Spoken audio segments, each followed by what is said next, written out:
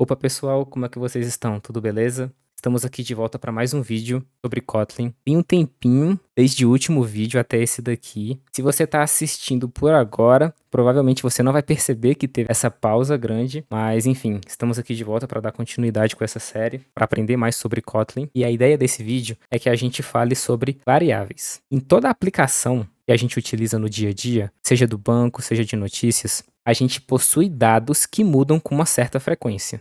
No aplicativo de banco, por exemplo, a gente tem o nosso saldo da conta, a gente tem às vezes o endereço que a gente atualiza. No aplicativo de notícias, a gente tem o nome da notícia, a gente tem a data em que ela foi postada, a data que ela foi modificada, o nome do autor, o nome da pessoa que revisa aquela notícia. E de forma alguma seria prático e eficiente a gente reescrever esse código toda vez que algo mudasse. Imagina que o nosso usuário, o nosso cliente, gostaria de alterar o título daquela notícia. Não seria interessante ele precisar ligar para um desenvolvedor para ele ir lá e alterar esse título? Ou mesmo o desenvolvedor ter esse nome, esse título espalhado em diversos locais, em diversas páginas e precisar de ir de página em página trocando esse valor. É aí que a gente entra no conceito de variável. Eu estou aqui com uma imagem bem simples para tentar exemplificar o conceito da variável. Ela é basicamente um container, como a gente pode ver aqui nessa caixa, onde vai ser guardado um valor. E essa caixa, ela vai ter uma etiqueta. E quando a gente precisar acessar esse valor, a gente chama essa caixa pela etiqueta. A gente vai agora voltar lá para o nosso playground para a gente fazer alguns exemplos e entender melhor isso daqui. Bom, de volta aqui no playground, desde a última aula até essa, como muito tempo já se passou, a gente pode ver que até o layout aqui do site mudou um pouquinho, mas ele continua funcionando da mesma forma. A gente continua tendo o botão aqui Run, eu vou apertar nele aqui, nosso código executou. Então, quando você acessar esse site, o mesmo site da aula anterior, você deve receber esse código aqui já pronto e apertar Run,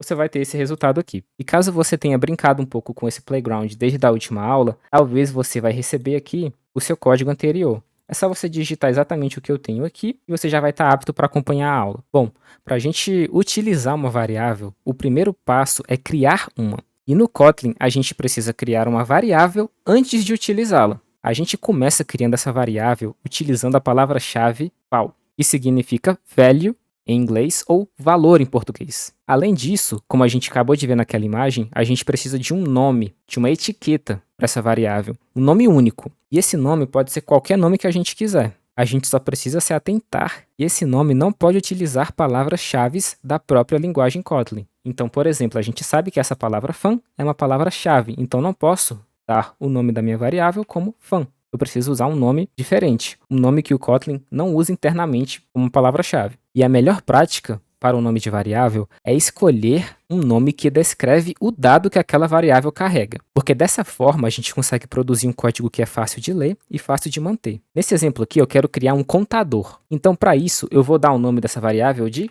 count. O nome aqui também poderia ser em português, contador. Não tem problema nenhum utilizar nomes de variável em português. Porém, uma boa prática é escrever o código em inglês, uma vez que alguns conceitos e convenções não possuem uma tradução bem definida para o português. Além do que, pode ter alguns cenários em que você vai disponibilizar esse seu código em plataformas como o GitHub, o Bitbucket, para que outras pessoas contribuam para o seu projeto. E se você deixa o seu código em inglês, é muito mais fácil para que outras pessoas possam colaborar com você, dado que isso vai fazer com que pessoas de outros países possam entender melhor o seu código, já que o inglês é a linguagem universal. Então, já para ir criando a prática, vamos utilizar aqui o nome da variável como count. Agora a gente também precisa do tipo de dado que essa variável vai guardar. E o Kotlin ele disponibiliza alguns tipos de dados básicos.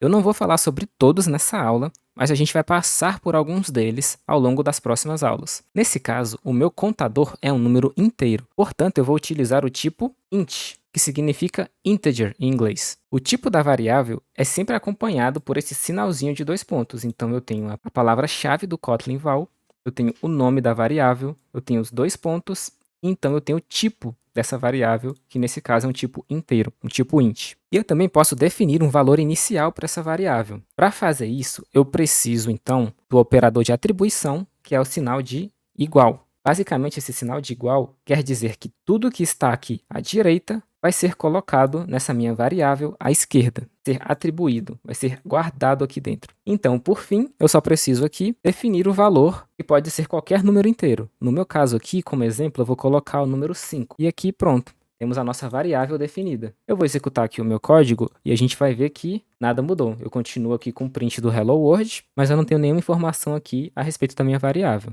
Isso aconteceu porque a gente precisa chamar essa variável, a gente precisa utilizar essa variável para que a gente possa manipular esse valor aqui dentro, seja para imprimir ou fazer alguma outra operação. Nesse caso aqui, eu vou chamar ela dentro dessa função print, mas para isso, como eu já mencionei antes, a gente precisa primeiro declarar a variável e depois a gente utiliza ela. Então eu vou mover esse print aqui para baixo, para essa linha de baixo, e agora sim eu posso chamar essa variável count. Eu vou apagar esse texto e vou colar ela aqui dentro. Vou executar o código e beleza, agora aqui embaixo eu tenho o 5. O valor 5 da minha variável. Mas você concorda comigo que apenas mostrar esse valor 5 sozinho não diz muito? Eu não consigo saber o que esse número significa. Então a gente pode colocar ele dentro de uma frase. Porém essa frase, já que ela vai conter outros caracteres além de números, a gente precisa que ela seja do tipo string. É um outro tipo além do tipo int. O tipo string é um tipo que vai guardar texto. E para a gente criar uma string, basta a gente abrir e fechar aspas duplas. E tudo que tiver aqui dentro agora vai ser o texto dessa string. Então, basicamente o que eu vou fazer aqui, eu vou escrever: você possui 5 mensagens não lidas. Note que aqui eu não estou utilizando a minha variável. Eu escrevi o 5 aqui diretamente. Então, eu vou trocar esse valor que eu escrevi diretamente pela minha variável count. E se tudo der certo, em teoria, eu vou ter que enxergar: você possui 5 mensagens não lidas, já que esse é o valor da minha variável. Eu vou clicar aqui em rodar e a gente vai ver que, na verdade, ao invés de mostrar o valor da minha variável, está sendo impresso literalmente o que eu escrevi aqui, que é count. E aí que entra algo chamado string template do Kotlin.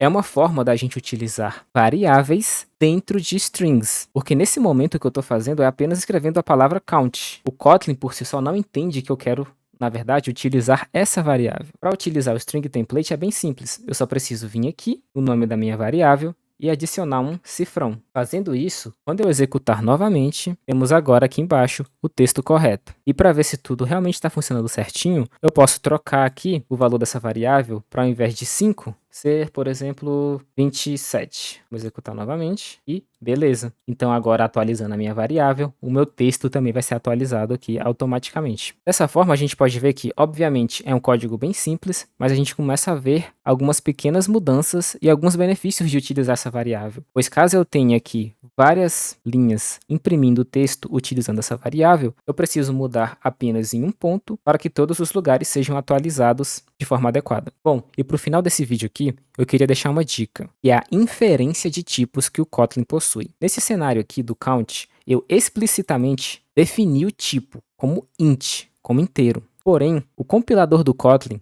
é inteligente o suficiente para inferir alguns tipos, baseado no valor inicial dessa variável. Então, basicamente, ele vai analisar que esse tipo de dado que eu estou colocando dentro dessa variável é do tipo inteiro. E aí, eu não vou precisar colocar esse 2 pontos int. Então, dessa forma, eu tenho um código um pouco menos verboso, e quando eu clicar aqui em executar, eu continuo tendo o mesmo resultado. Basicamente, o que está acontecendo é que ele está vendo que o valor dessa variável é do tipo inteiro, e automaticamente está definindo essa variável como do tipo inteiro para mim. Isso não vai funcionar em todos os cenários, mas fica aí a dica para cenários mais simples como esse. Bom, por essa aula foi isso, pessoal. Uma aula rapidinho aqui só para apresentar o conceito de variáveis do Kotlin para vocês. Espero que tenham gostado. Se gostaram, cliquem no gostei, se inscrevam no canal e é isso aí. Vejo vocês na próxima.